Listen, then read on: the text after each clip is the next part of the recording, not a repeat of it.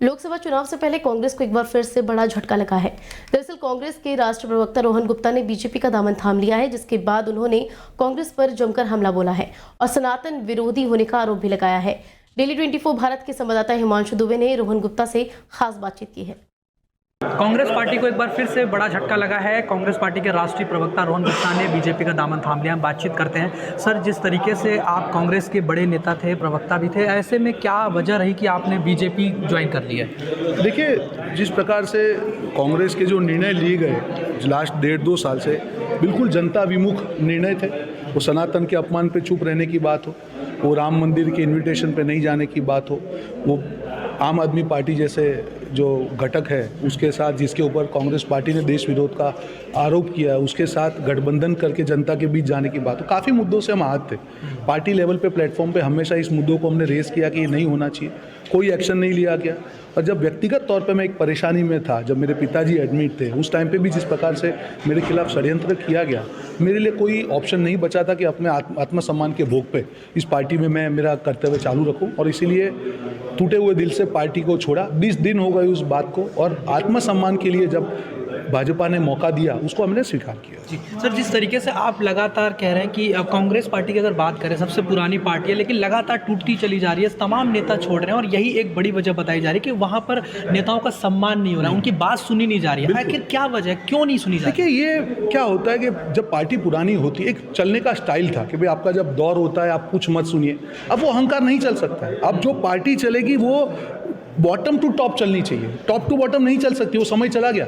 जो ग्रासरूट का फीडबैक आप इग्नोर करना चाह रहे हो, इतनी हार के बाद अभी भी अगर आप बॉटम का जो फीडबैक हम लोग लेके आते हैं ग्रासरूट से, उसको आपको इग्नोर करना है तो पार्टी में क्यों रहेगा? हमको आज समाज में भी है, हम नागरिक भी हैं, देश के नागरिक हैं, समाज है, एक सनातनी है। तो आप बताइए ना, कौन सा मुद्दा बचता है कि हम जनता के बीच में बात करें जाके? हम प्रवक्ता अच्छे हैं, हमारी बात रखते हैं, लोग बोलते हैं कि नहीं आप बहुत अच्छा बोलते हैं, पर आपकी पार्टी क्यों करे? क्या जवाब दे?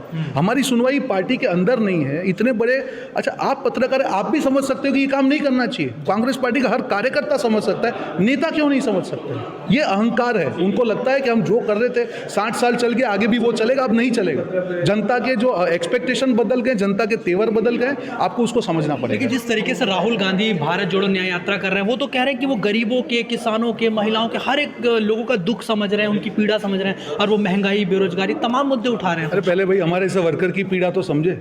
15 साल से जो पार्टी को दे रहे हैं, आप वो पीड़ा समझ रहे हैं, कम से कम हमारी पीड़ा समझते तो ये हाल नहीं होता। देखिए, जनता से बात करना एक बात है और पार्टी के नैरेटिव को उस सेंटीमेंट के साथ जोड़ना दूसरी बात है। दोनों में गैप है। अगर आप जनता से बात करें तो अगर आपने पूछा होता कि राम मंदिर जाना चाहिए कि नहीं, क्या आपको लगता है कि जनता आपको ये कहती है कि आप मत जाइए? आपने ये सवाल क्यों नहीं पूछा? आप जनता को पूछते कि केजरीवाल के साथ में गठबंधन करना चाहिए क्या नहीं? क्या जनता ये कहती कांग्रेस का कार्यकर्ता के गठबंधन? मुझे बताइए कौन सा कार्यकर्ता इससे खुश है? कोई खुश नहीं है। जिस पार्टी ने कांग्रेस पार्टी की रीढ़ की हड्डी तोड़ने का काम किया, जो पार्टी सिर्फ कांग्रेस पार्टी को लॉस करके दोनों स्टेट में किसकी सरकार थी उसके पहले? कांग्रेस की थी। तो दो स्टेट आपके काट के, गुजरात में जो बुरा हाल हुआ किसके कारण हुआ?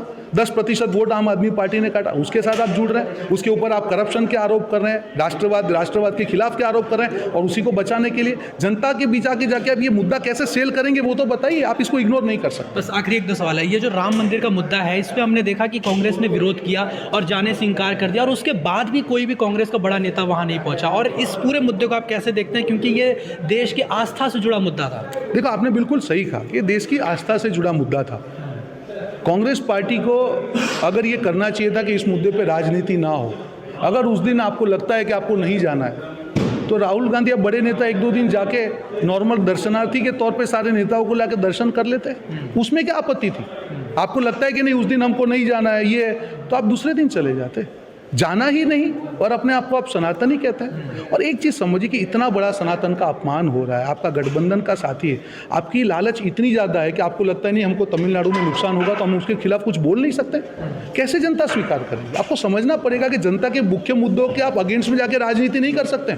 उसके सामने सारे मुद्दे फेल हैं। जब आस्था की बात आती है, विश्वास की बात आती है, उसके सामने सारे मुद्दे फेल है। ये कांग्रेस के शीर्ष नेतृत्व को समझना पड़ेगा। पर जिस प्रकार के नेता वहाँ पर बैठे हुए हैं, जो लेफ्टिस्ट मेंटालिटी राजनीति के हैं उनको ये बात समझ में नहीं बस आई है। आखिरी सवाल है, आपको अब बीजेपी से क्या उम्मीद है और इस बार के चुनाव में आप क्या माहौल देखते हैं कि इस बार क्या परफॉर्मेंस आपको इंडिया गठबंधन की तरफ से देखने को मिलेगा या बीजेपी एनडीए कैसा परफॉर्म करेगी? देखिए, मुझे लगता है कि जनता विजन के नाम पे वोट करती है। आपने अतीत में क्या किया, आपने अतीत में ये किया, अतीत से मतलब नहीं। अगर आप युवा हैं तो आप पूछिए कि नेक्स्ट 5 साल का क्या विजन है, 10 साल का क्या विजन है। मुझे बताइए कांग्रेस पार्टी के कौन से स्टेटमेंट में या नेता के भाषण में आपको विजन दिखाई दे रहा है?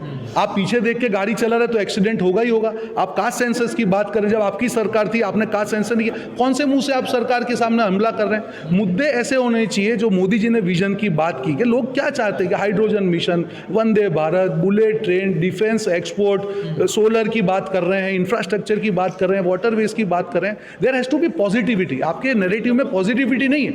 आप किसी को गाली देके जनता के वोट नहीं पा सकते हैं। आपको यह बताना पड़ेगा अगर इसमें ये गलती है हम कैसे बेहतर हैं। और ये कांग्रेस पार्टी बिल्कुल भूल चुकी है, क्योंकि लेफ्टिस्ट मेंटालिटी है। सिर्फ गाली देकर आप जनता का विश्वास नहीं जीत सकते। बहुत धन्यवाद। Thank you. तो देखिए, हमने बातचीत करी रोहन गुप्ता जी से, जो कि कांग्रेस पार्टी के राष्ट्रीय प्रवक्ता थे, लेकिन अब उन्होंने बीजेपी का दामन थाम लिया और कांग्रेस पार्टी पर जोरदार हमला बोला है कि कांग्रेस पार्टी अब लेफ्टिस्ट पार्टी बन चुकी है और यही वजह है कि अब जनता उसको नकारती हुई नजर भी आ रही है। वीडियो जर्नलिस्ट संदीप के साथ मैं हिमांशु दुबे, DIL 24 भारत, दिल्ली।